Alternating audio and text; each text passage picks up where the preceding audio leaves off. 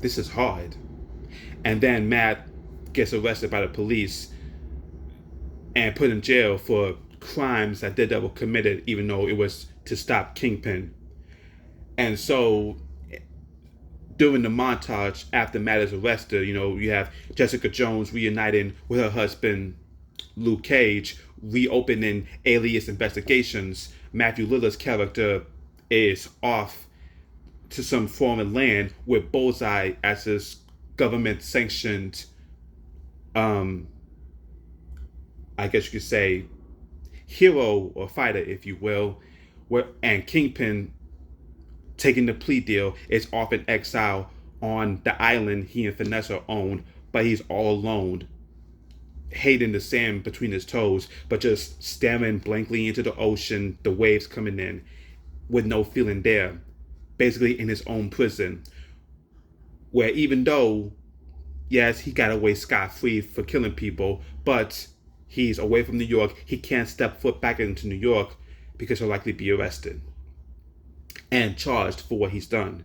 Whereas Matt is fully locked up in prison, but he managed to defeat the Kingpin again. And like I said, people had a problem with this. Say, oh, it was so dumb to have the Kingpin get away scot-free for what he did. But let me tell you why I understood it and why I liked it.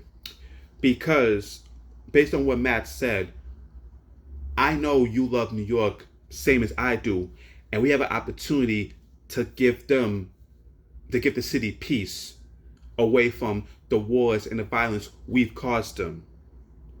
So I think this is the right move. Basically saying, just accept defeat in grace.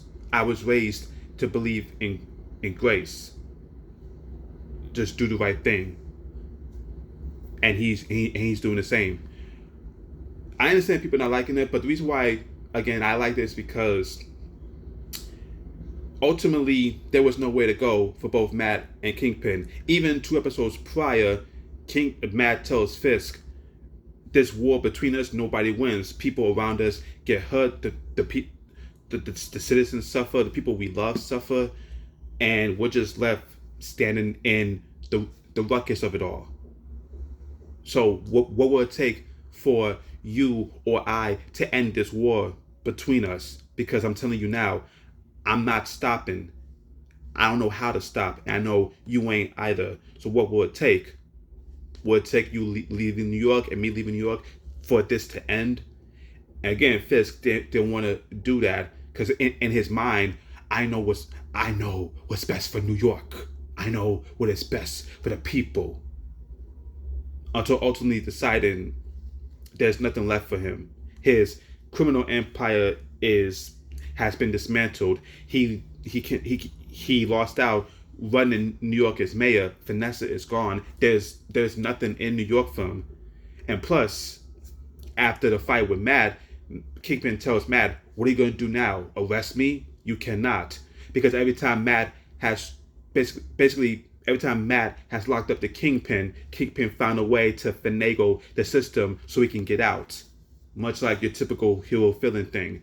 So Matt knows if I put him away in jail, it won't end well, and he'll likely get out again. So this was the best option. Now, ultimately, Matt and Fisk, they'll find their way back to each other because it's inevitable. Because based on leaked pictures for season 3, the Kingpin is back. For what reason? That remains to be seen. Matt, he'll basically be out in prison, even though he'll spend the majority of the season in prison. But he'll be released. How? I don't know. But look, like I said before, you had a problem with how the season ended. That's fine. But I ultimately thought it was the right way to end it for now between them. And plus, I believe season 3 takes place a year after the events of this. So who knows what will happen?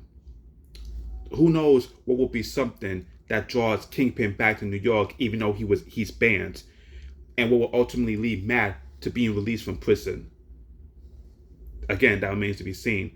But I'm just telling you guys, I enjoyed the ending of season 2. I understood why it had to happen. But again, that's just me.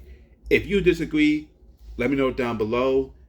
Let me know in the comments why you think it wasn't a good idea, and say something else other than, oh, I hate that the rich villain got away scot-free. What else did you not like about the ending of Daredevil Born Again season 2?